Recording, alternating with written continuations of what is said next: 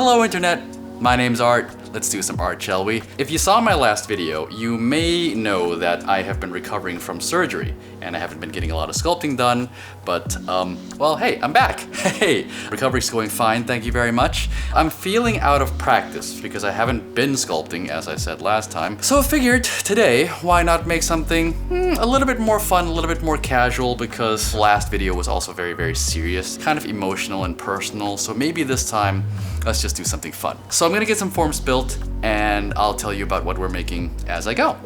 So the other day, I was over at a friend's house watching UFC. Now, I'm not a particular fan of UFC, but I was just there hanging with some friends, so whatever. The thing is, this fight we were watching also had a women's match on the cards. And when I saw those fighters, I just had an overwhelming impression of how dangerous these women were. It was so clear just from the way they held their body that they could kill you with their bare hands. And about the same time, I was also rereading Battle Angel Alita. So I thought, why not marry the two ideas? Right, so that's what we're doing today. A battle scene starring an Alita / UFC inspired fighter. Being a battle scene, I'm gonna have to give our girl an opponent. And I'm gonna go for something really huge and muscular because I really want to draw the visual contrast between the two characters. I feel like if she's beating down somebody that's gigantic, that's a good way of showing the disproportionate amount of power held inside this tiny person, which is exactly what I was feeling when I was watching those women fight. They weren't big, but the aura of danger they were giving off was just disproportionately huge compared to their actual size. And that's what I'm gonna aim to capture in this sculpture. This is the most muscular, overtly superhero physique guy that I've ever built.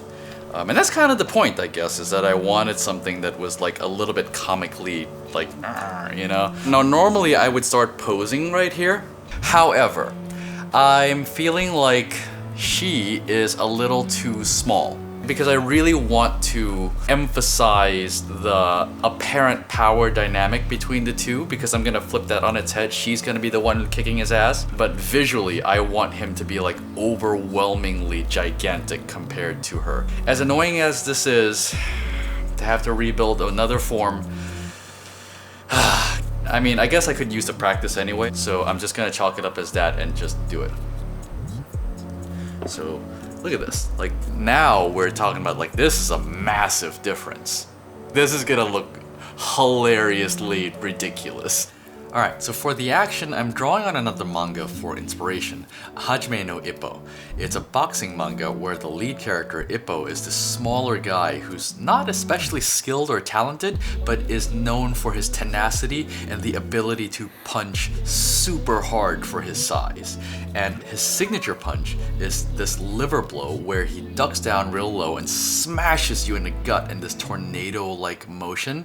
It's so powerful and memorable, and I feel like it's a great reference for this scene. For the big guy, I'm imagining that he's coming in with a big swing with his left, the girl dodges to the outside, then comes in with her punch.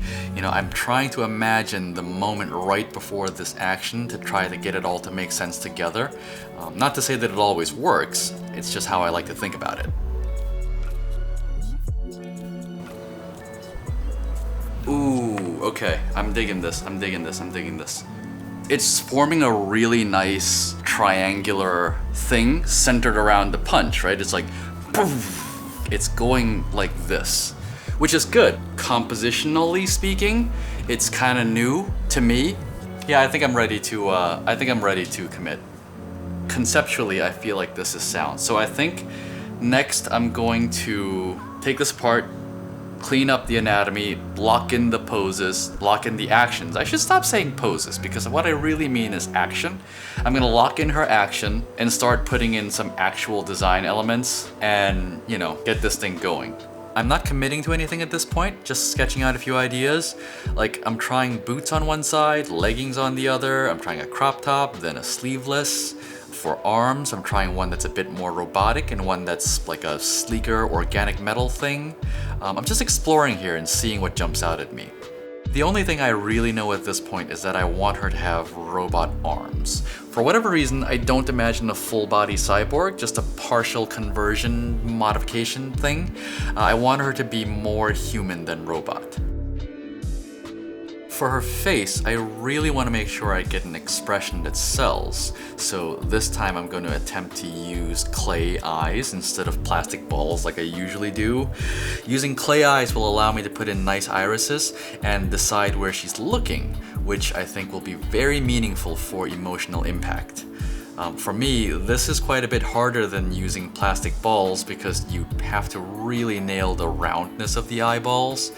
But I'm happy to say that I think I did okay with this one. Now that I have the neutral face done, it's time to work on her expression. I'm opening her jaw, lifting her cheeks, scrunching the areas around her eyes. I'm going for a furious scream, like this is a life or death moment for her. I want the scene to matter to the character. It's kind of an artsy-fartsy way of putting it, but I really think it's true that we care about the characters when they care about something. So I don't want this to be like just another fight for her. I want this to be like the one that counts. And I'm holding off on the irises until later because I want to set their positions relative to the big guy. Now we're gonna put her head on and sketch in some hair. I gotta be honest, this is basically Alita's hairstyle. It's feeling less inspired by and more like a ripoff by the minute, but hey, I like this length. It's feminine without getting in the way too much, and the fact that it's loose can really help add to the dynamism of the character. And now that we have our girl roughed in, we can reassemble the piece to check how it feels overall.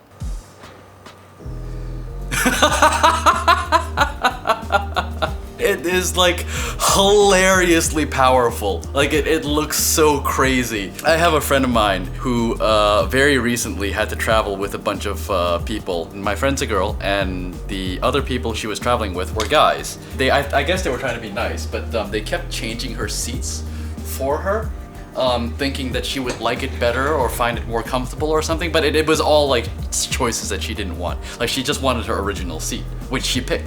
And she was complaining to me afterwards and like, guys, please stop changing my airplane seats. And this is like what I imagine she's thinking is like, stop changing my airplane seats! It's funny to me. Anyway, I'm digging this.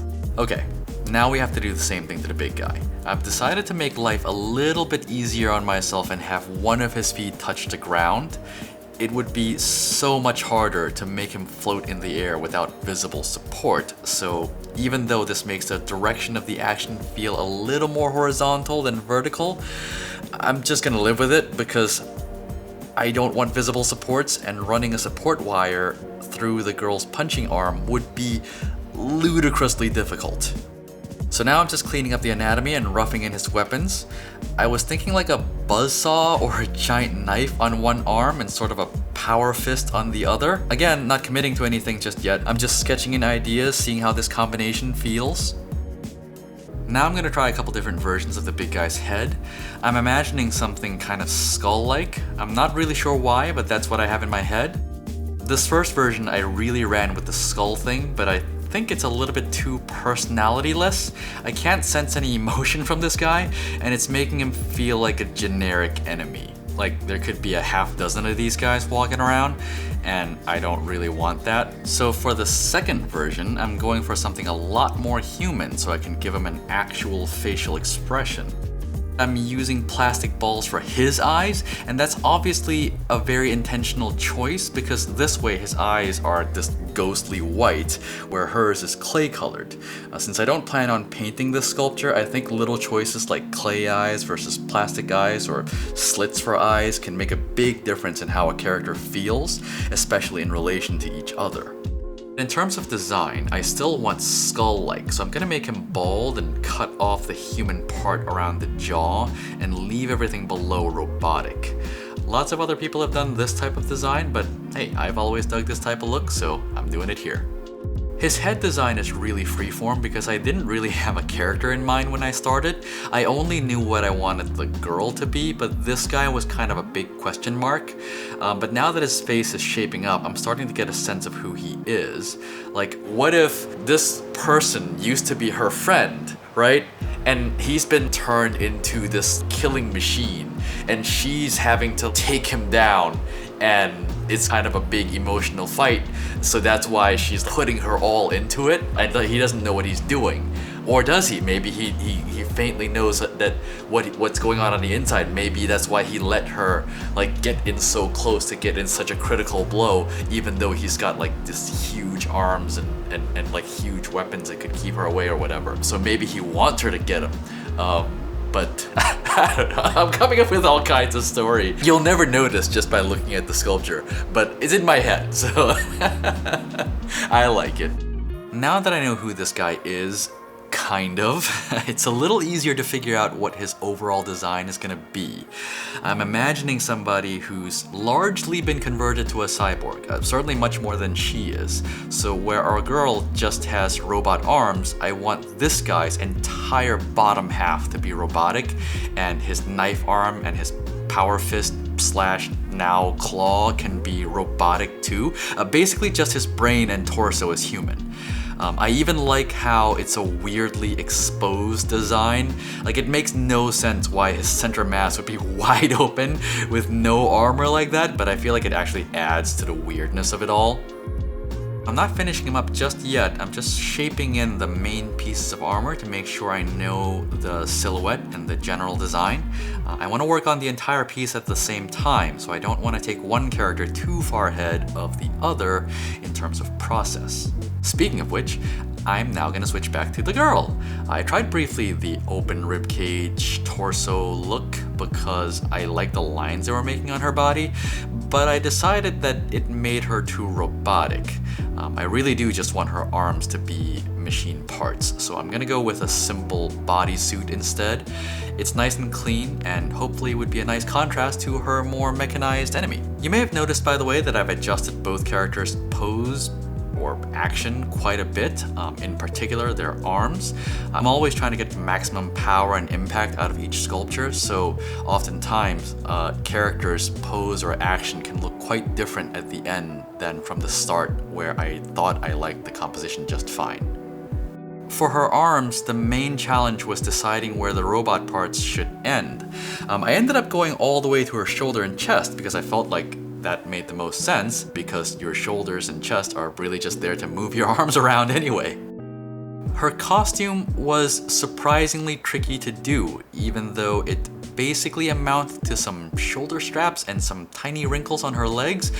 It turned out to be quite hard because there just wasn't that much to work with.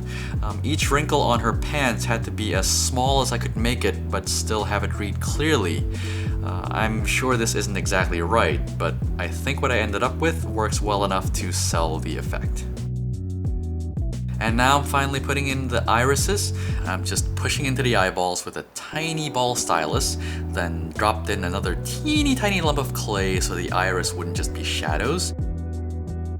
Her hair is just laying down some strips of clay to build it up one layer at a time. This version ended up being a little too smooth and streamlined for my taste. Like, her head is just moving extremely fast compared to the rest of her body, so I'll have to come back and redo a lot of this later, but for now, I'm just gonna leave it as is.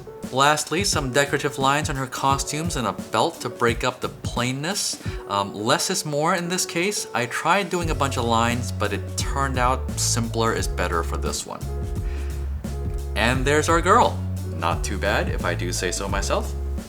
And now it's time to move on to the big guy. The rest of this is pretty straightforward. It's just smoothing out the surfaces, sharpening all the lines, trying to make robot parts look, robotic. The bulk of the creative decision making has already been done, and this is just a marathon to the finish line. So I think I'm just gonna play some music for you here, and I'll see you back in a couple minutes when there's something else to say. So please enjoy.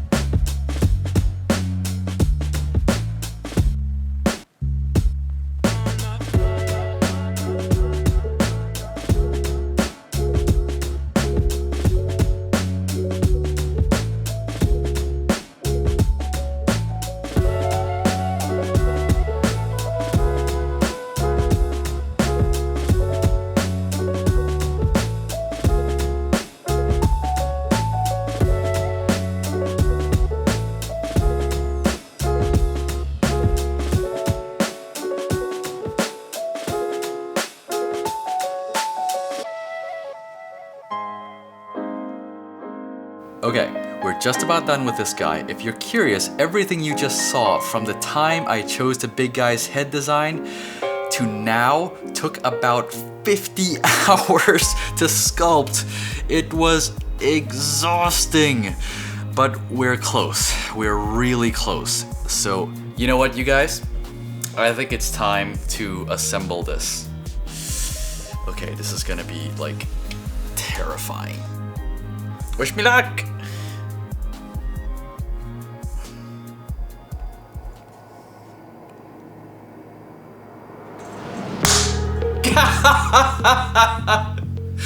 Oh man, that looks good.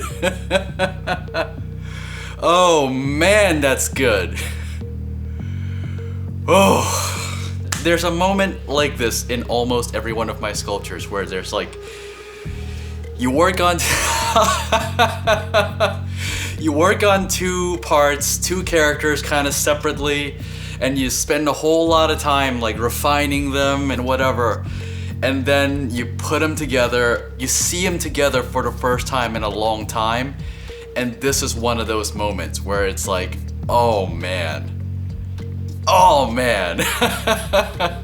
I gotta be honest, like I was not having a good time with this sculpture. All like the hard surfaces and the robot parts, it's all just so finicky and so tedious to do.